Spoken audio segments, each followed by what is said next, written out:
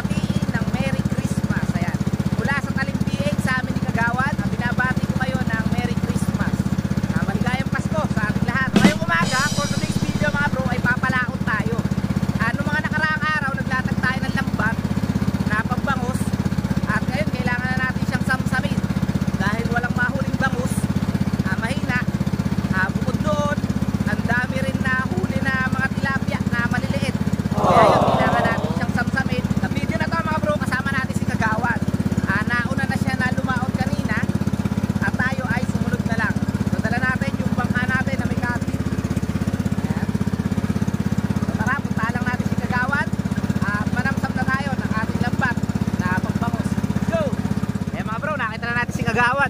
Ayun na. Pupunta lang natin at kukuhanin natin yung lambat na balutan ng ating pantik para tayo ay makapanamsam na rin.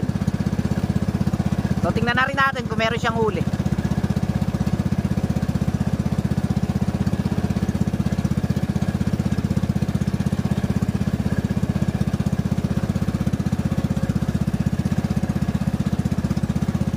Eh mga bro, narito na tayo. Kagawad, paabot nga para ako hindi lumayo. Ayan. Kumusta kagawad? Merry Christmas. Namiss tayo ng ating mga subscriber at medyo matagal tayo hindi nakapag-upload.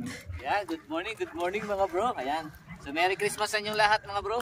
Maligayang Pasko at Panigong Bagong Taon. Ayan, mula sa inyong kagawad. Ayun. Ako naman na natali kagawad. Ako muna yung magbablog. Itatali ko muna sa samantala dito. So mga bro, ito na nga. Narito tayo sa lambat natin na pambangos at kailangan na natin siyang samsamin. Bakit? Dahil ang daming maliliit na nahuhuling tilapia. Pero good size na rin mga bro, pamprito. Ayan o, ganyan kalalaki. Tatapon mo yan? O tapon. Bakit mo tinapon? Bulok. So mga bro, ito na o. Ang huli ng ating pambangos na lambat. Ayan, mga tilapia. Na medyo good size na rin naman, mga 3 finger. Parang nahuli natin sa bingwit mga bro. Yung mga ganyan kasi mga bro, nakalalaki, yung size na ganyan. Dahil yung ating lambat ay size, number 6. Huli yan sa number 6 na lambat. Pag ganyan, ganyan kalalaki, mga 3 finger, sobrang baba ng presyo niyan mga bro. Siguro nasa 10 piso lang ang kilo ng ganyan. Di bali sana mga bro kung katulad nung kinakalat natin na number 5, yung pantilapia natin. Kasi yun malalaki ang huli. Talagang iyon ay naba 20 ang kilo. Minsan ay na kikinse. Iba-iba. Yung mga buhay mga bro ay kukuhanin natin. Para meron tayong pang ulam, pambigay, palagay sa rep, di ba? Dami niyan. Bali itong ating lambat na to mga bro, ay mga 4 na araw na siguro na nakalatag. Kasi nung nakaraan, nung bago magpasko, lumitaw ang bangus. Siguro tayo, lahat-lahat nakahuli rin tayo ng mga 10 kilo mahigit, ganyan. Yun nga lang, minsan pumapalao tayo, walang huli. Minsan 2 kilo, ganyan. Nakakabawi naman tayo pang gasolina. Pero yun nga, pagka ganyan na puro tilapia ang nahuhuli mga bro, palitan na lang natin itong ating latag ng number 5. O yung mga bro, tingnan nyo naman. O kagawad, taas mo raw. Ang dami o. Yeah. Tayo na tatanggal mga bro. Ano kayang gagawin natin? Manananggal muna ako o sasamsamin ko na? Tanggalan muna tayo. Siguro kakapit na yan. Pagka nasa pakalas doon na. Ako nang nananasam. O sige. Ay mga bro, manananggal muna tayo bago natin samsamin na. Ayan, tara, tulungan na natin si Kagawad. Merry Christmas sa inyo lahat mga bro. At ayan ang ating huli. Tilapia. Napakarami. Pagod ka. Ano natanong sa'yo sa kanya? Gawa na singko sa kanya eh. Magaganda rin, pantakal na yun. Punta ka talaga, sabi ko nga, parang magaganda naman sa isyan eh. Galit na galit ba sa tilapia?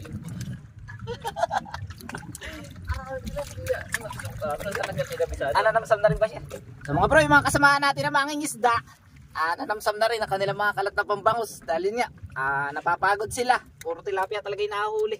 Ang daming tilapia ngayon sa lawa. Tapos yun nga, dahil mura kanyang presyo, magpapalit tayo ng lambat. Tara mga bro, tayo ay mananggal din bago natin siya samsamin na. Tanggalin natin siya ang tilapia. Punta tayo dun sa bandang gitna. Bandang gitna. Nagkatin mo yung sa green. Na anong green? Ang 7 medya. Pasensya na kayo mga bro at medyo ang boses natin ay para medyo nawawala. Napainom tayo nitong nakaraang Pasko. Dahil yun, nakumpleto ang aming pamilya ngayong Pasko. Pamilya ni Kagawad, pamilya ni ate, si nanay, si tatay, tsaka ako. Ayun, napainom din tayo. Naparami yung inom natin. Tayo talaga mga bro, hindi na tayo masyado nag-iinom eh. Pero syempre, hindi natin maiiwasan pagka ganyong may okasyon, di ba? Minsan-minsan lang naman. Kaya sa mga pupunta rito ng mga kaibigan natin at bumibisita, ayan po, si Talim PH po ay medyo hindi na tayo umiinom. Naka-outki, hindi, joke lang. So mga bro, nagkocontrol lang talaga tayo. So dapat alagaan natin yung ating katawan din. Mahirap magkasakit. Buti na lang, nakisama ang panahon mga bro. Hindi na ganun kalakas ang amihan. Kasi noong mga nakaraang araw, sobrang lakas ng amihan. Ayan, parang ito madilim na to lang sa part na to. Sana wag naman na yulan. Hangin, naihangin siya. Amihan. Malayo na tayo kay Kagawad, kaya dito na tayo magtanggal.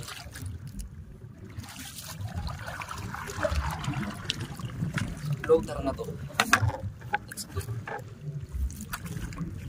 Ayan medyo madumi na rin siya. Ayan tilapia mga bro. Hirap magtanggal kasi ng tilapia mga bro sa pambangus eh. Dahil ang pambangus matibay na lambat ito. Talagang nakakatusok. Hirap tanggalin. Ayan mga ganyan size. Pero ito maliit ito. Makawalan lang natin. Perfect size. Ayan dami mga bro.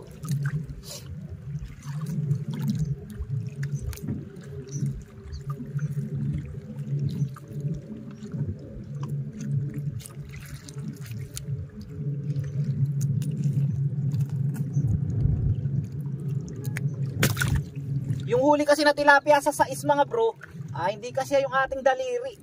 Kung kasi sana yung ating daliri, mas mabilis itong tanggalin eh. Di ba sa singkong, ginagawa natin, pinapasok natin yung daliri natin na ganyan.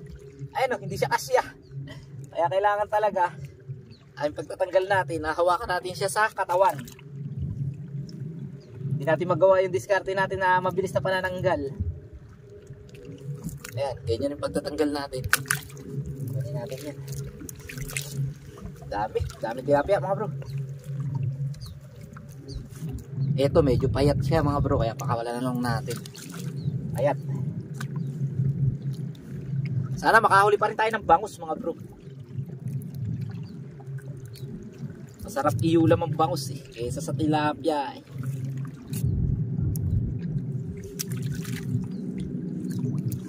Ay mga bro, tingnan nyo kung gaano karami tilapia tinatanggal natin. Ang dami. Di bali sana kung bangus yan mga bro, maganda-ganda ang kikitain natin. Kasi ang presyo ng bangus ngayon nasa 100. Minsan pag malalaki pa nasa 120 ganyan. Sa bayan 140 to 150 raw mga bro eh. Kaso kung ganito naman sa 10 piso ang kilo, bago tayo maka 30 kilo, magkano lang yun? 300. Tama mga bro. Pwede na rin pagka mga 30 kilo. Hindi meron tayo 300. Pwede na din. Pero yun nga lang, pagod tayo pagka ganun. Kasi talagang ang daming tanggalin nun. Ito kalalaking binuburo ni Idol TikTok eh. Ganito kalalaking tilapia.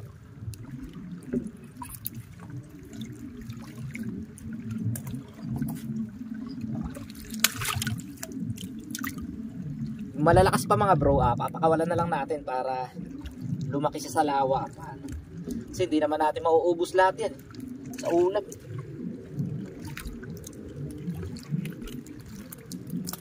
Ayan, mga ganito, pakawalan na natin. Ito mga bro, good size to, good size. Yun, sumikat na araw mga bro. Sa aming mga mangingisda mga bro, pagka ganito na dumawi ang tilapia na maliliit sa panty na pambangus, ito yung sinasabi namin na madami kang ang huli pero abala naman. Kasi talaga bago ka matapos, hindi pwedeng hindi ka matitibo mga bro. Matutusok at matutusok ka ng tilapia sa dami ng tanggalin. Ayun, tignan nyo. Ang dami. So naisang tibo na tayo mga bro. Masakit din makatibo yung ganito eh. Si Kagawad mga bro, nagsisimula na manamsam doon sa may dulo.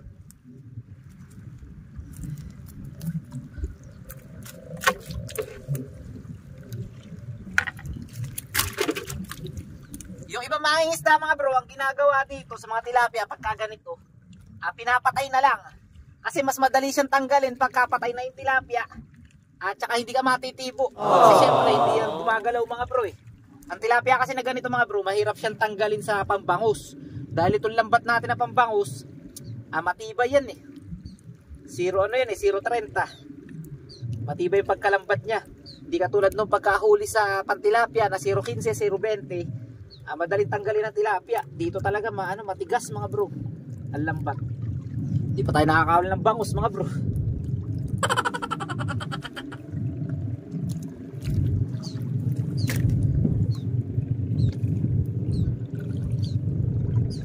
A few moments later.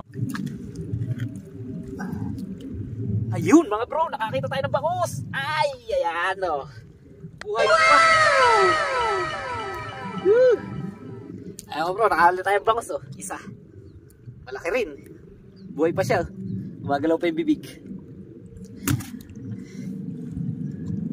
Isa rin. Mga bro, tapos na tayo sa number 6 na lambat. Narito na tayo sa 7.5 o 7 media. So ito medyo maliliit na bangus ang huli nito, pero mga good size na rin mga bro. So ito ay sasamsamin na natin. Dahil si Kagawad ay nananamsam na sa is. So ito, dahil nasa atin yung pambalot mga bro, ay samsamin na natin.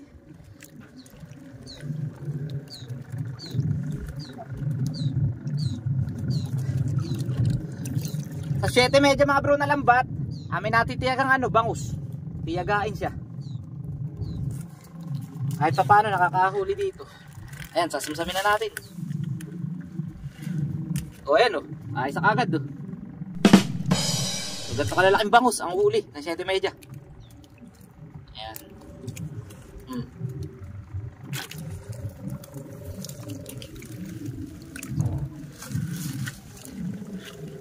Saka kung mapapansin nyo yung mga huli niyang tilapia, medyo maliliit din.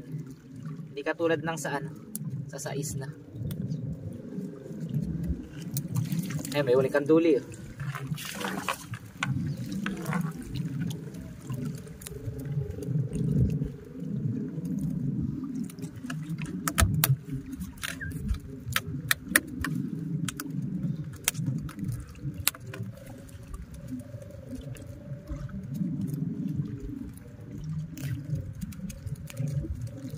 Parang uulan mga bro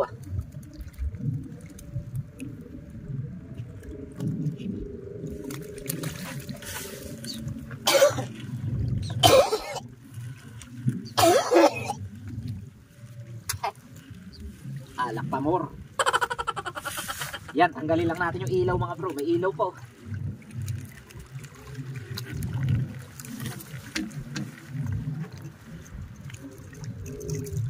Mga bro, nakailaw pa siya.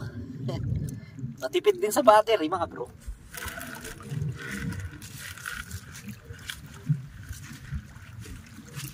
Yan, basura. Kunin natin.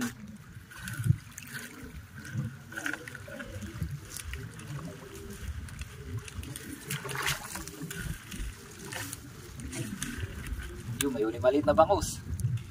Sumabit lang. Similya. Patay na mga bro, kunin natin.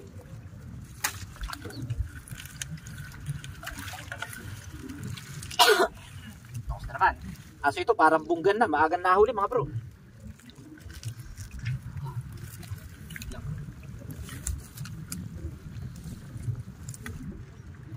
Ito na natin.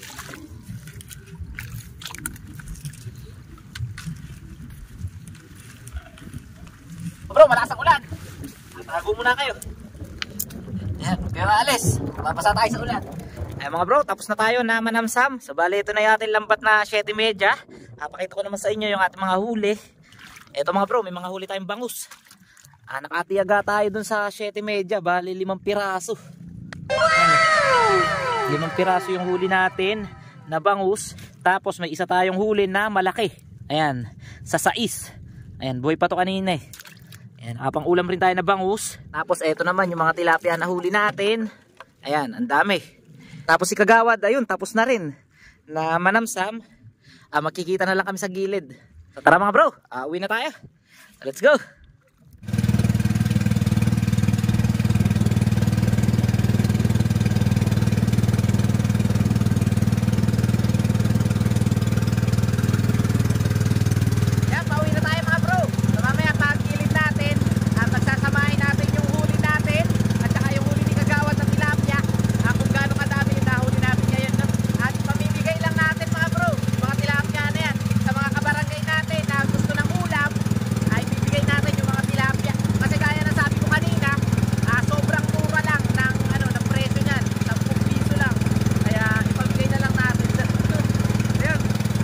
Yan, shoutout kay Francisco Herrera. Happy anniversary sa lahat ng mga BSF anglers and friends.